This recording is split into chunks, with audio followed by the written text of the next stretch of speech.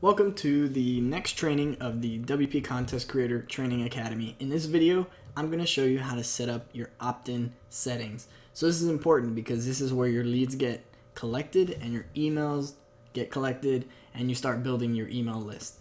So let's jump right into it. And the first thing that we're going to cover here and make sure we put an emphasis on is whenever you're putting opt-in code into WP Contest Creator, you want to use the HTML code, not the JavaScript code. So in providers like Aweber, MailChimp, Constant Contact, iContact, Campaign Monitor, Office Autopilot, any of those, they have different options. Sometimes they give you JavaScript, which is usually just 1 or 2 lines of this code, but then you have an HTML option, like a raw HTML option, which is long and full of stuff. So that's the one you want to put in here, and we're going to show you why in just a second. Let me go ahead and grab my HTML code, and I'll be right back. Okay, so I'm in Aweber right now, and this is pretty much the exact same thing for MailChimp and all the other service providers. What we're going to do is not use this one. As you can see, this is JavaScript. It's very small. If we put this into WP Contest Creator, nothing will happen. What we want to use is the raw HTML version. So I'm going to go ahead and select all of this and copy it. And I'm going to enter this into the box here.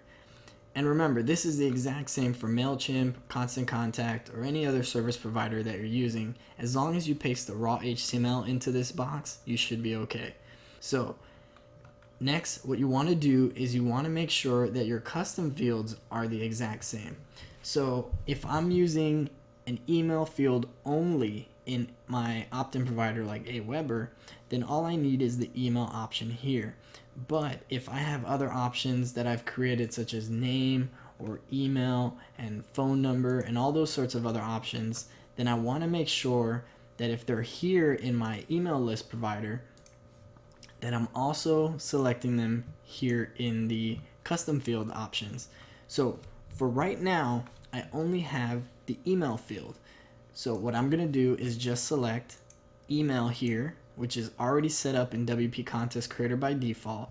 I'm going to select the select button here, and you can see that all the things have been picked up by Aweber within WP Contest Creator. So I'm going to select email to map that to the field and hit OK. So let's run through that just one more time just to make sure that we got it here. So I'm pasting the code here from Aweber or whatever service provider I use, and then I'm just mapping the fields, and this will automatically be detected from the code that you're putting into here. So that's all there is to it. Now what we're going to do is show you an example of putting more opt-in fields. So let's say you have name or other fields like that in your opt-in provider. So let me go ahead and pause the video and I'll be right back. Okay, so I've set up a form in Aweber, and again, this is the exact same thing whether you're in MailChimp, Aweber, or any of the other service providers. In this form, I have name and email. So I want to make sure that I also have name and email inside of WP Contest Creator. So again, going through the same process, I'm going to copy this code here. I'm going to paste it into WP Contest Creator's box here. And you will see that more options will appear whenever I click inside of here. As you can see, we have something called name now, but there's nothing here for name. So what I want to do is click add, and I want to select name, but there's no name option. That is because I have not set up custom fields yet for this opt-in. So I'm going to click and go ahead and go up to the top in custom fields, and I want to make sure that I add a new custom field, and I'm going to call this name.